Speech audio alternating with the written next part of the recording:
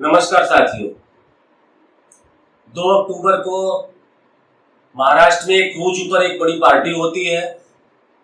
उसमें एनसीबी की एक रेड पड़ती है। रेड पड़ने के बाद उसमें कुछ लोग गिरफ्तार होते और कुछ लोग गिरफ्तार होते, उसके साथ ही कुछ लोगों को छोड़ दिया जाता है। उसमें एक बड़ा नाम आता शाहरुख खान के लड़के आर्यन खान का, उनको भी गिरफ्तारी होती। गिरफ्तारी होने के साथ न उसकी जांच कराई गई, न उसका मेडिकल कराया गया, न उसके पास से कोई ड्रग्स मिला। ड्रग्स नहीं मिला, उसके बाद भी उसके ऊपर चार्जशीट लगाकर, उसके ऊपर धाराएं लगाकर उसको गिरफ्तार किया गया और 23 दिन से वो जेल में है। ये क्या कारण था कि हाई प्रोफाइल केस को देखकर रेड पाड़ी गई। दूसरा, उस रेड में ऐसे ऐसे लोग भी थे एनसीबी के साथ जो उनके कर्मचारी नहीं थे, वो भारतीय जनता पार्टी के थे। एक आध ऐसे नाम थे जो प्राइवेट डिटेक्टिव अपने को बताते थे। उसका इतिहास रिकॉर्ड खराब है, फ्रॉड है, कई प्रकार के उसके ऊपर संगीन आरोप लगे हुए हैं पहले से। एनसीबी की ये पहली पसंद उन लोगों को साथ में ले जाना। उसके बाद शाहरुख खान के लड़के को पकड़ा गया, उसके पास से 1 ग्राम की ड्रग्स पकड़ी नहीं गई। उसके एक मित्र के पास मात्र 6 ग्राम ड्रग्स पकड़ी गई, वो भी जूते में रखा हुआ था। ये किस आधार पे माना जाए कि यदि उसका कोई मित्र है, उसको कैसे मालूम कि उसके पास क्या ड्रग्स है? और उसके चलते दूसरे लोगों को पकड़ा गया, जेल में डाला गया और ये बताया गया कि ये ड्रग्स का सेवन करने वाले थे। इनका ड्रग्स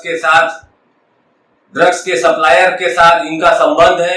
ऐसी ऐसी कड़ियों को जोड़कर उनके ऊपर केस किया गया। दूसरा चीज ये आरोप लगाया गया कि इनके पास पुराना 2-3 साल पुराना व्हाट्सएप चैट में उसमें ड्रग्स की बात नहीं है, ड्रग्स की डिमांड नहीं है, तो भी उसमें ये किया गया कि इसमें ड्रग्स लेने की संभावना है। इस टाइप से वो सबूत है। दूसरी बात यह सामने आई कि इसमें 25 करोड़ की रिश्वत की मांग की गई। 25 करोड़ में 8 करोड़ समीर वानखेड़े को मिलना था, वैसा वो गवाह एक आया सामने, बाकी दूसरे लोगों को बंटना था। एक तरफ आरोपों का दौर लग गया कि ये वसूली का ये कांड है, पैसे वसूली का ही धंधा है। पैसे वसूली के लिए आपने देखा अलग अलग प्रकार से प्रताड़ित करके केस कर और उनका रिकॉर्ड भी यही है कि अलग अलग लोगों को पकड़ना फिर छोड़ देना, कई प्रकार से है। जनता के मन में ये भी प्रश्न है कितने लोग पकड़े जाते। आपने देखा होगा बॉलीवुड में भारती सिंह को भी पकड़ा था, फिर उनका भी एक वीडियो आया कि वो भारतीय जनता पार्टी के साथ है, 1-2 दिन में वो छूट गई। क्या ऐसा इस देश में चल रहा है कि जो सरकार के विरुद्ध में है, जो सरकार के साथ नहीं है, उसको किसी न किसी प्रकार से फंसाया जाता हो, उनको डराया जाता हो, धमकाया जाता हो, तानाशाही चलती हो? एक इस प्रकार का लोगों में चर्चा का विषय है। आपने देखा एनसीबी की जांच में 3 ग्राम 2 ग्राम ड्रग्स कहीं पकड़ी जाती हो, उसको बुरी तरीके से फंसाकर जेलों में डाला जाता। यदि कोई गरीब हो तो उसको न्याय न मिले और यदि कोई अमीर हो तो छूट जाए। इसकी एक निष्पक्ष जांच होनी चाहिए। नवाब मलिक साहब ने उन्होंने भी निवेदन दिया कि ये झूठा आरोप है, ये केस केवल बनाया गया है, फिरौती का ये केस है। दूसरी तरफ अडानी मुद्रा पोर्ट में 3 टन माल पकड़ा जाता है। 3 टन माल की कीमत 21,000 करोड़ है। उसके ऊपर टीवी में कोई डिबेट आपने नहीं देखी होगी आज तक। कोई भी चैनल उसके ऊपर चर्चा करने के लिए तैयार नहीं है। पूरा मीडिया हो, भारतीय जनता पार्टी हो, एक ही इसमें है कि क्रूज पे ड्रग्स पकड़ा गया, शाहरुख खान का लड़का उसमें है, भले उसके पास 1 ग्राम भी न पकड़ा गया हो, कोई 3 टन माल पकड़ा गया हो देश में, उसकी चर्चा नहीं है कि उसमें कौन कौन अपराधी है, कौन उसका सप्लायर है, कौन उसमें बड़े से बड़े लोग उसमें लगे हुए हैं, कौन इतनी ज्यादा कीमत का माल मंगा सकता है देश में। उसके पहले उसी कंपनी ने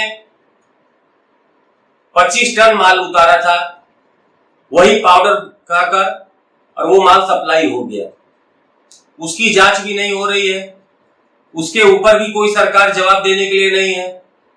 न सरकार जवाब दे रही है, न जांच एजेंसियां जवाब दे रही हैं, न एजेंसियां जांच कर रही हैं ठीक से।